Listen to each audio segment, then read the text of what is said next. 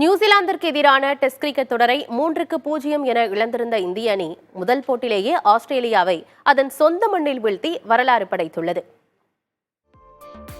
India Australia இடையேயான border Gavaskar கோப்பை test தொடரில் முதல் போட்டி பெர்த்தில் நடைபெற்றது. முதலில் பேட் செய்த இந்தியா 150 ரன்களுக்கு ஆல் அவுட் ஆன நிலையில் ஆஸ்திரேலியாவின் பேட்டிங் வரிசையை பும்ரா சீர்குலைத்தார். ஸ்டீவ் ஸ்மித் உள்ளிட்ட 5 பேரின் விக்கெட்டுகளை அவர் வீழ்த்த ஆஸ்திரேலியா 104 ரன்களுக்கு ஆட்டமிழந்தது.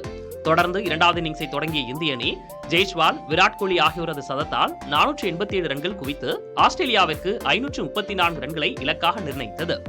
இமாலய இலக்குடன் களமிறங்கிய ஆஸ்திரேலியா வெறும் 238 ரன்களுக்கு சுருண்டது. இதன் மூலம் இந்தியா 295 ரன்கள் வித்தியாசத்தில் வெற்றி பெற்றது. ரன்கள் அடிப்படையில் ஆஸ்திரேலிய மண்ணில் இந்தியா பெறும் மிகப்பெரிய வெற்றி இதுவாகும். ஆசியாவிற்கு வெளியே ரன்கள் அடிப்படையில் இந்தியா பெற்ற இரண்டாவது பெரிய வெற்றியாகவும் இது பதிவானது. பெர்த்தின் ஆக்டஸ் மைதானத்தில் இதுவரை ஆஸ்திரேலியா தோற்றதே இல்லை என்ற பெருமைக்கு பும்ரா படை முடிவு கட்டியுள்ளது.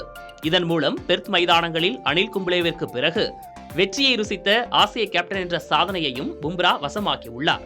இந்த வெற்றி மூலம் உலக டெஸ்ட் சாம்பியன்ஷிப் புள்ளிப்பட்டியலிலும் ஆஸ்திரேலியாவை பின்னுக்கு தள்ளி இந்தியா முதலிடத்திற்கு முன்னேறியுள்ளது.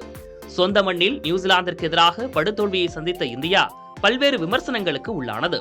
ஆஸ்திரேலியாவில் முதல் டெஸ்டில் ஆஸ்திரேலியா தான் வெற்றி பெறும் என்ற கணிப்புகளை உடைத்தெறிந்திருப்பது அணிக்கு நிச்சயம் பெரும் நம்பிக்கையை தந்திருக்கும்.